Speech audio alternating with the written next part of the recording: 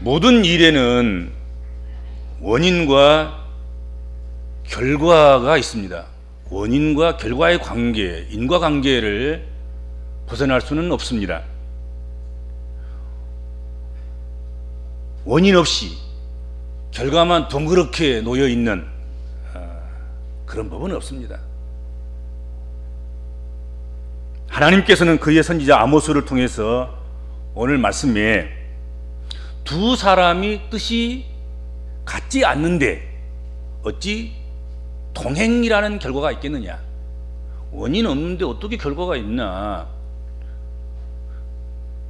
두 사람이 의합하여야만, 뜻이 합해야만 동행하는 역사가 일어나게 된다 하는 것이죠. 그리고 오늘 본문에 계속해서 몇 가지 질문들을 계속하고 있습니다.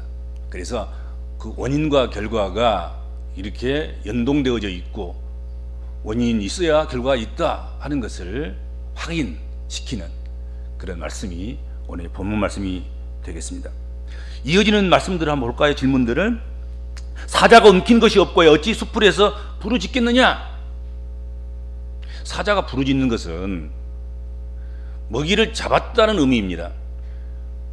배고픈 사자가 먹잇감을 앞에 놓고 소리를 내버리면 먹잇감이 가만히 있겠습니까? 피하지, 도망가지.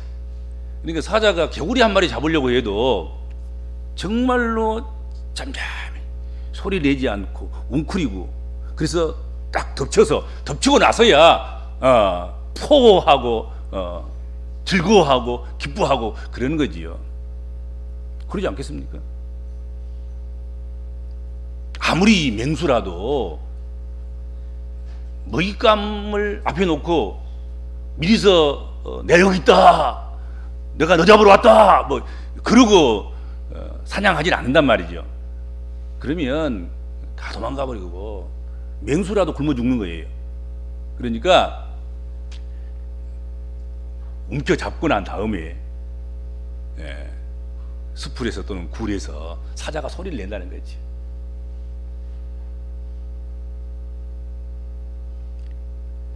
다음 질문은 덫을 땅에 놓지 않았는데 새가 어찌 거기 치이겠으며 잡힌 것이 없는데 덫이 어찌 땅에서 펄떡하고 뛰겠느냐?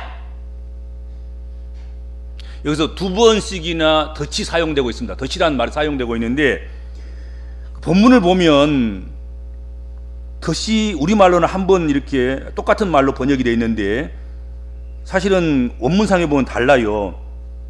첫 번째 덫, 그것은 파흐라고 되어 있고, 두 번째 덫은 모켓이라고 되어 있습니다. 첫 번째 덫은 그냥 덫 그것이에요. 두 번째 덫은 모켓이, 이것은 미끼, 함정, 그런 의미입니다. 그러니까 새가 덫을 놓는 자가 없이 어떻게 덫에 치겠느냐? 또 함정과 먹잇감이 덫에 끼어 있어서 그것을 짐승이 터치하는, 짐승이 그 발을, 그 입을 그 먹잇감에 대지 않는데 어찌 덫이 툭 하고 튀겠느냐? 덫을 놓은 자가 있으니까 새가 잡히는 것이고, 새가 그 먹잇감을 터치하니까 덫이 쾅 하고 새의 발을 물거나 새의 목을 그냥 이렇게 쪼이거나 그런다는 것이죠. 그렇죠? 그리고 계속해서 성읍에서 나팔을 불게 되면 어찌 백성이 두려워하지 않겠으며 여호와의 시키심이 아니고서야 어찌 재앙이 성읍에 임하겠느냐 하셨습니다. 파수꾼은 보초를 서다가 이상한 동태, 이상한 낌새, 적군이 온다거나 재앙이 온다거나 그러면 성의 성민들을 위해서 경고의 나팔을 부르지 않습니까? 경고의 나팔. 그러면 이제 뭐 성 안에 있는 백성들이 두려워하는 거잖아요. 이제 전쟁이 시작됐다. 그리고 하나님의 역사가 없으면, 하나님께서 허락하지 않으면 어떻게 성읍에 재앙이 있겠는가? 다 인과관계가 있는 것이다. 그렇게 말씀합니다. 이처럼 모든 결과에는 원인이라는 것이 존재한다는 것이죠. 어찌 원인 없는 결과가 있겠습니까? 오늘 본문 중에 3장 3절을 중심으로 해서 어찌 동행하겠느냐, 그런 제목으로 말씀을 나누도록 그렇게 하겠습니다. 동행이라는 프로그램도 있던데, 동행이란 말을 우리가 많이 자주 사용하지요. 나의 동행자, 나의 동반자, 나와 함께 동행해 주세요. 나는 주님과 함께 동행합니다. 내 평생 주님과 함께 동행하기를 원합니다. 동행이란 말 우리가 많이 사용하는데, 마음을 같이 해서 함께 한 방향으로 가는 것, 살아가는 것, 그리고 그렇게 하는 사람, 그것을 동행이라고 말합니다. 그런데 동행이라는 것이 오늘 본문에서 언급하고 있는 것처럼 누구든지 뜻이 같지 않으면 함께 동행할 수가 없다는 것입니다. 두 사람이 의합하지 않고 뜻이 같지 않고서야 어찌 동행하겠느냐? 뜻이 맞아야 합니다. 생각이 맞지 않고 뜻이 맞지 않아서 파경을 맞는 사람들이 세상에 얼마나 많습니까? 부부가 함께 살아가다가도 뜻이 안 맞으니까 파경을 맞습니다. 심지어는 부자지간에도 뜻이 안 맞아서 의절하고 살아가는 그런 사람들이 있습니다. 자기가 자식을 낳고도 자식과 뜻이 안 맞아가지고 사사건건 부딪히다가 남처럼 남보다 더 못한 그런 삶을 살아가는 이들도 없지 않아 있습니다.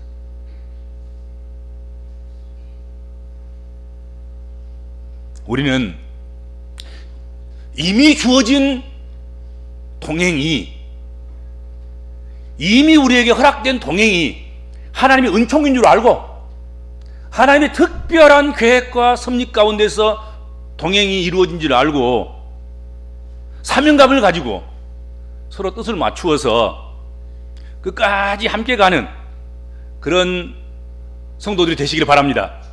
꼭 그렇게 하셔야 됩니다.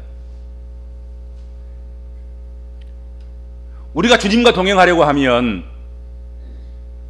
주님의 뜻이 내 뜻이 되던가, 주님의 뜻이 내 뜻과 같던가, 아니면 내 뜻이 주님의 뜻과 같아야 우리가 서로 동행할 수 있지 않겠습니까?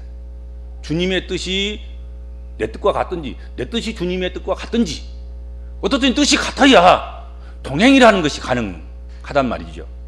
그렇다면 내 뜻을 주님의 뜻에 맞춰야 되겠습니까? 주님의 뜻을 끌고 와서 내 뜻에 굴복시켜서 내 뜻에 맞춰야 되겠습니까? 주님의 뜻을 내 뜻에 맞추려고 하는 것, 이것이 얼마나 큰 교만이고 오만이고 잘못된 것이고 불신앙이고 불의함인가를 우리가 알아야 할 것입니다. 당연히 내 뜻을 주님의 뜻에 맞추고서 주님과 아름다운 동행을 우리가 처음부터 계획해야 되고, 그리고 그것을 실행해야 됩니다. 내 뜻을 주님에게 강요해서 주님의 뜻을 굴복시켜서 내 뜻대로 되게 하는 기도를 해도 그렇게 하면 안 됩니다. 내가 무슨 주의 일을 할 때도 그렇게 하면 안 됩니다. 주님의 뜻 앞에 내 뜻을 굴복시키고 내 뜻을 복종시켜서 수정을 한다면 내 뜻을 수정해야지 하나님의 뜻을 수정하면 되겠습니까?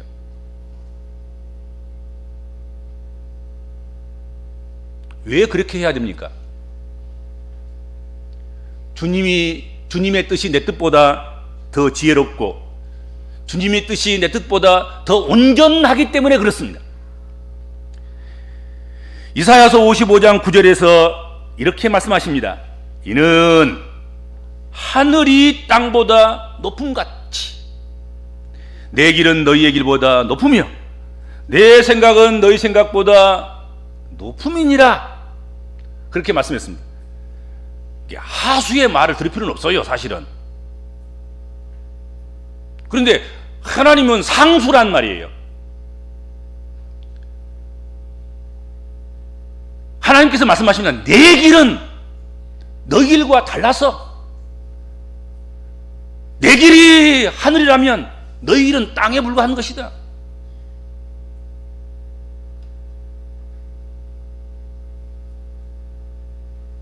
내 생각은 너희 생각보다 높음이라. 자, 그러면 누구 생각을 따라가야 좋겠습니까? 누구 생각을 따라가야 안전하겠습니까? 누구 생각을 따라가야 우리가 인생에 실패하지 않겠습니까? 높은 생각을 따라가야지요. 그렇죠? 투자를 하는데 망할 의견을 제시하는 그 사람에 따라서 투자를 하면 100% 망하는 것입니다. 적어도 내 수준보다는 나은 사람에게 자문을 구하고 그가 알려주는 높은 뜻에 의해서, 높은 지식에 의해서, 높은 예측 능력에 의해서 주식도 사고 투자도 하고 뭐 그래야 되지 않겠습니까? 그래야 좀 남은 거라도 있지.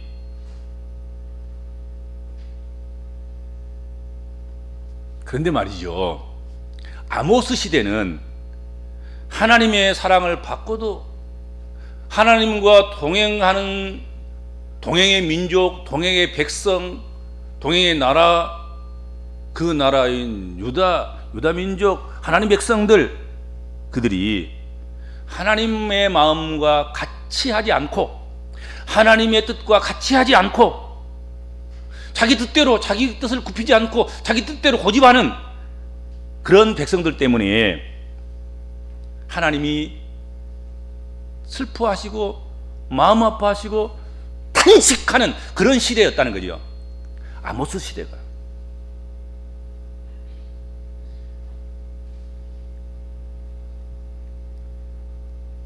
높은 하나님의 생각보다는 낮은 인간의 생각으로 살려고 몸부림치던 그런 시대가 바로 아모스 시대였다 하는 것입니다.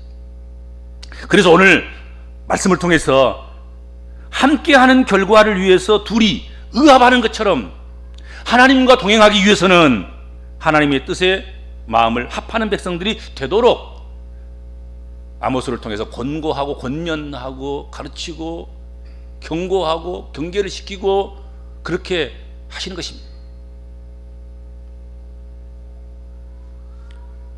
두 사람이 동행하여 길을 간다고 하면 그것은 두 사람의 마음이 합해져야 될 것입니다.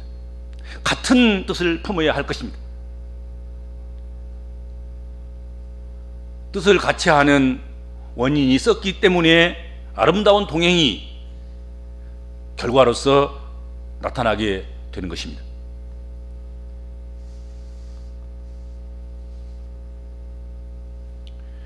하나님과 함께 동행하는 그런 하나님의 백성들은, 하나님의 사람들은 하나님의 걸음에 자신의 걸음을 한 걸음 한 걸음 맞추어 가야 됩니다.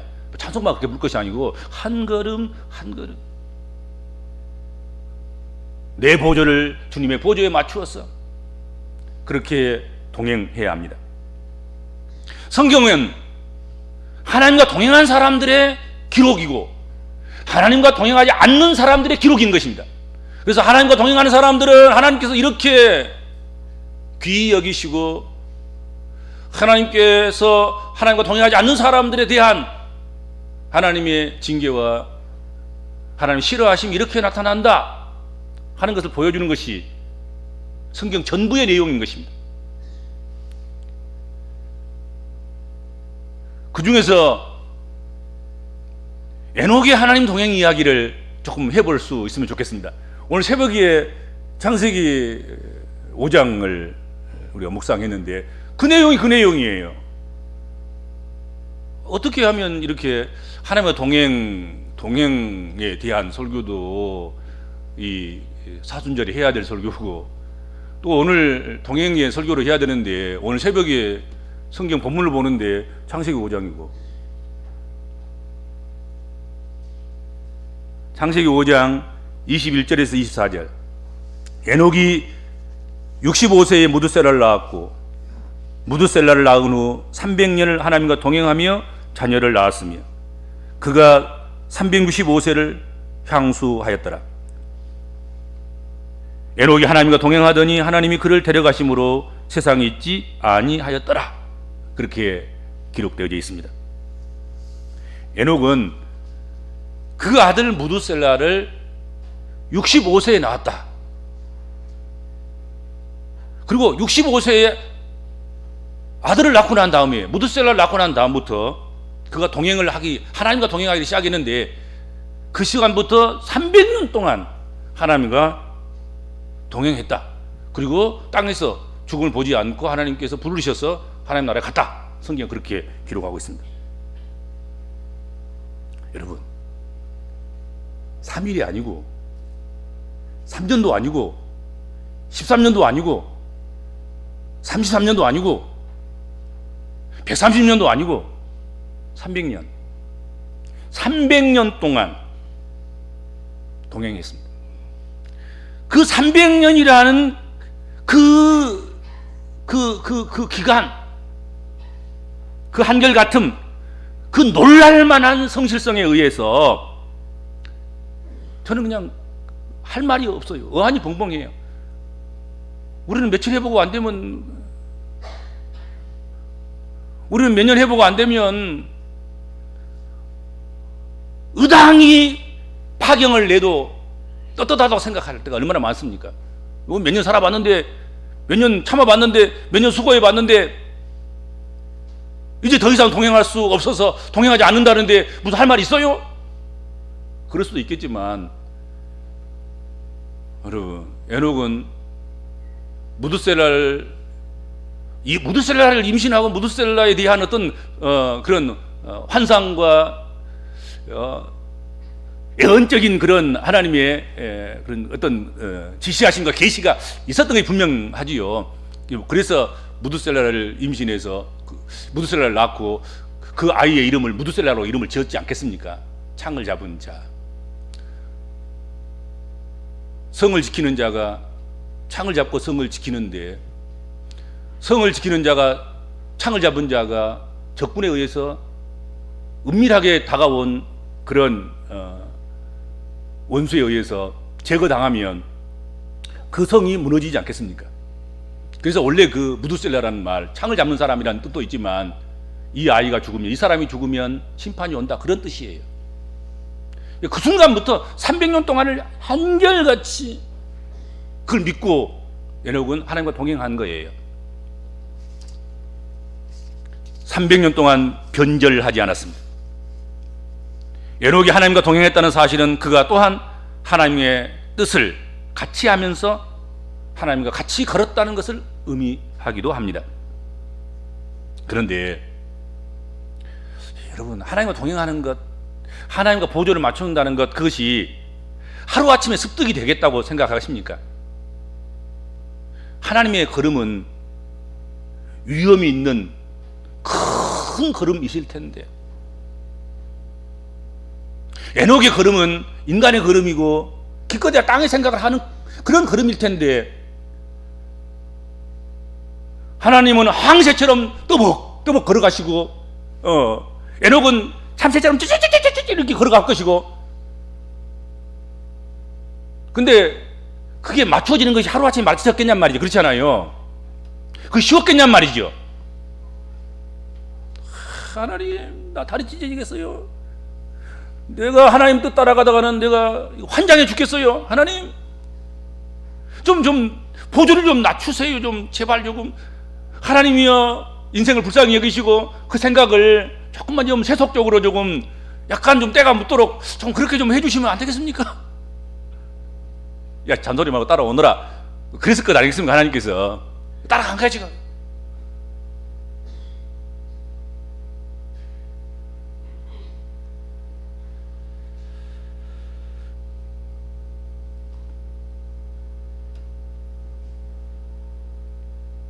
에녹은 보조를 맞추는 일에 종종 절망했으라고 생각합니다. 우리가 하나님을 믿고 하나님 섬기고 하나님 종되고 하나님을 동행한다고 하면서도 얼마나 절망할 때가 많습니까? 하나님과 좀 따지고 싶은, 하나님께 좀 묻고 싶은, 왜 이렇게 진실이 덮여지고 왜 이렇게 의가 가리워지고 불의가 승리하는 것처럼 보이기도 하고 때때로는 폭력이 승리하는 것처럼 보이기도 하고 하나님의 뜻은, 그 거대한 뜻은 온데간데 없고 인간의 아주 그 세미하고 작은 그런 것들이 하나님의 뜻을 덮어버려서 그렇게 가슴 아플 때가 얼마나 많냔 말이죠. 그렇죠. 그때마다 절망했으리라고 생각합니다. 에녹도 뭐 안 그럴 이유는 어디 있겠습니까? 그러나 그는 끊임없이 하나님께서 주시는 교훈에 동의하고 하나님 시키신 훈련과 격려에 순종으로 응했기 때문에 하나님과 300년 동안 한결같이 동행할 수 있었습니다. 좋은 사람, 한번 만나고 싶은 사람, 에녹같이 되고 싶은 우리의 모델 같은 사람, 그 사람이 오늘 에녹인 거예요. 그렇죠?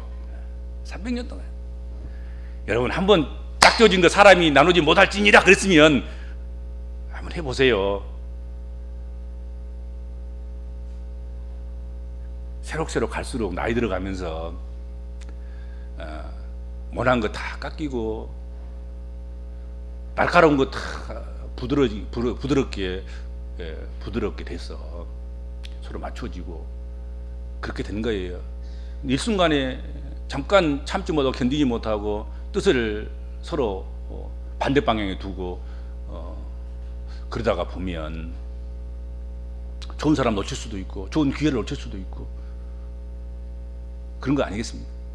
무엇보다도 하나님 신앙하는 것, 그것은 우리 일생에 가장 큰 하나님의 축복이고 하나님께서 우리에게 주신 선물이고 그런 것인데, 하나님의 뜻이 너무 크고 높고 위대해서, 그리고 나는 너무 좁쌀만 해가지고 하나님의 뜻과 이렇게 서로 충돌되고 일치시키지 못해서 신앙을 떠나고 신앙을 버리고 신앙하면서도 불구하고 계속해서 자신의 생각과 자신의 뜻만 고집하고 그러다가 원망쟁이, 불평쟁이, 아주 없으면 더 나을 사람처럼 돼서 다른 사람들에게도 고통을 주고 믿으려고 하는 사람들조차도 믿지 못하도록 그런 역할을 하는 그것은 얼마나 부끄럽고 얼마나 무가치하고 얼마나 주신 기회를 놓치는 그런 것이 되겠냐 하는 것이죠.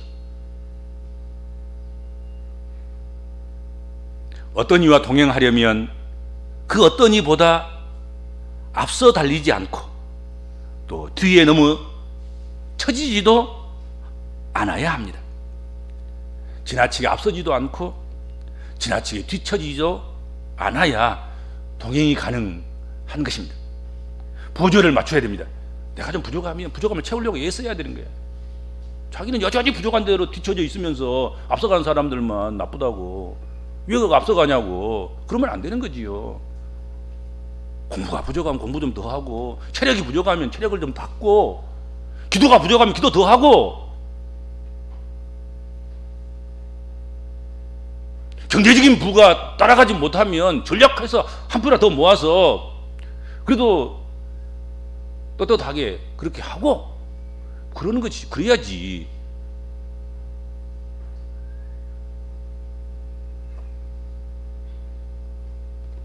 우리 복음적인 그리스도인들이 하나님과 함께 동행하는 삶을 살아가려고 하면 어떻게 해야 되겠습니까? 그의 말씀을 따라 그가 지시하는 길로 가야 할 것입니다. 하나님께서 말씀하셨을 때, 즉 하나님의 말씀이 우리에게 임하셨을 때 설령 그가 하신 그 말씀이 상식에 맞지 않고 이치에 맞지 않고 우리 수준에서는 도저히 감당할 수 없는 것이 할지라도 우리는 믿음으로 순종해야 됩니다. 믿음으로 그 길을 가야 합니다. 거기다 대고 하나님 말씀이 틀리다고 꾸역꾸역 우기고 하나님 말씀에 대적하고 그러면 안 되는 거지요. 성경이 뭐라고 말씀했습니까? 섬들아 잠잠하라. 내가 말하란다. 나와 변론하자. 하나님 말씀하시겠다는 것인데도 불구하고 꾸역꾸역 하나님 말씀하지 마옵소서, 내 말 들으시옵소서. 여러분, 섬들이 소리치는 것은 그 소음이에요. 소음이 우리를 얼마나 피곤하게 하고, 우리를 얼마나 귀 아프게 하고, 얼마나 두통이 되게 하고, 얼마나 싸움거리가 되게 하고, 얼마나 우리를 절망케 하고, 우리를 힘없게 만듭니까? 여러분, 공동주택에 살면 별 수 없이 소음에 시달려야 됩니다. 심지어는 그 소변 보고 나머지 뚝뚝 떨어지는 한 방울 두 방울 그 소리가 다 들려요. 아파트 살면 그러잖아요. 그리고 그 옛날 아파트는 더 그래. 요즘 것은 좀 덜 하려면 모르지만 문소리, 뭐 기침소리, 코 고는 소리, TV만 조금 크게 틀어놔도 그 TV 소리. 그런데요, 그 소음이 안 들릴 때가 있어요. 내가 뭔가 취해 있을 때, 말씀에 취해 있든지, 아무튼 좌우지간에 무슨 영화에 취해 있든지 성경에 취해 있든지, 내가 기분이 좋아서 머지가는 소리는 뭐 소리로 안 들리는, 그때는 아무 문제가 없어요. 근데 내가 피곤하고, 내가 성질나고, 내가 지금 쇠약해 있고, 내 성경이 날카롭고, 그러면 어떻게 그게 잘 들리니 몰라요. 잠이 안 오는데, 새벽 예배는 가야 되겠는데 1시가 되고 2시가 되고 그래도 잠이 안 오고, 그러면 그 소리가 그렇게 크게 들리는 거예요. 그게 그 소음 소리.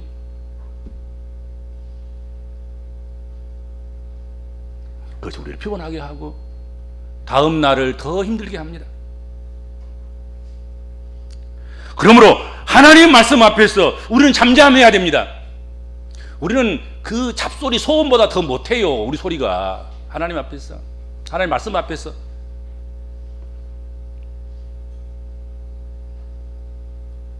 하나님 말씀 앞에서 우리가 잠잠해야 될 이유, 왜 그렇게 해야 합니까? 사무엘상 3장 18절 말씀에 이는 여호와시니 선하신 소견대로 하실 것이니라. 여러분, 하나님께서 하신 말씀은 그가 선하시기 때문에 선하신 소견대로 하실 거예요. 그가 의로우시기 때문에 의로운 소견대로 할 거예요. 그가 높으신 하나님이기 때문에 높으신 뜻대로 하실 거예요. 내 생각보다는 선하고, 내 생각보다는 아름답고, 내 생각보다는 더 의롭고, 내 생각보다는 더 높고 위대하시단 말이지. 그러니까 안 믿어져도, 깨달아지지 않아도, 지금은 이해가 안 돼도 때가 되면 이해가 될 줄로 믿고, 지금은 손해 가치는 보여도 어딘가는 이로움으로 올 줄 믿고 순종해야 된단 말이죠. 하나님 말씀 앞에 잠잠하고 소음 같은 그 소리에 귀 기울이 듣지 말고. 어떤 사람들은 하나님 말씀보다 그 소음 같은 하나님의 말씀이 아닌 사람의 말에 대해서 그렇게 신경을 써요. 귀를 기울여. 그리고 잠 못 자고, 그래서 뭐 속상하고, 그래서 병들고 힘들고 괴로워하고. 그러지 마세요. 그 소음에 불과한 것입니다. 소음은 아무리 커도 내가 안 들으면 안 들은 거예요. 그리고 내가 건강하고 내가 기분 좋으면 그 소음이 잘 안 들리는 거예요. 내가 약했을 때, 내가 기분 나빴을 때, 내가 사약했을 때, 잠을 자야 하는데 잠이 안 왔을 때, 그때 소음이 크게 들리는 거예요. 귀기울여 듣게 되고, 안 들으려고 듣게 되고. 근데 그것은 내 영역만 뺏어갈 뿐이지 도움이 안 돼. 하나님 말씀은 그가 의로우시고 그가 선하시니 선하신 뜻대로 하실 것이라. 그래서 지금 이해가 되지 않아도 선한 소견대로 하신 것이기 때문에 언젠가는 이해가 될 것이라 믿고 순종해야 합니다. 그러므로 지금 어떤 형편에 놓여 있든지 인간의 생각과 방법을 버리고 오직 하나님 말씀을 따라 살아가야 할 것입니다. 그렇게 하면 하나님은 우리 안에 들어오셔서 우리와 동행하시고, 내가 너희 안에, 너희가 내 안에 있어서 함께 먹고 마시게 될 것이다. 예수께서도 그렇게 말씀하셨지 않습니까? 세상에는 적그리스도가 있고 세상 안에는 미혹하는 자가 있습니다. 그래서 어떻게 하든지 세상 사람들로 하여금 좋은 것과 동행하지 못하도록, 친구도 좋은 친구를 버리게 하고, 같이 살아가는 사람들도 좋은 가족들은 버리게 하고,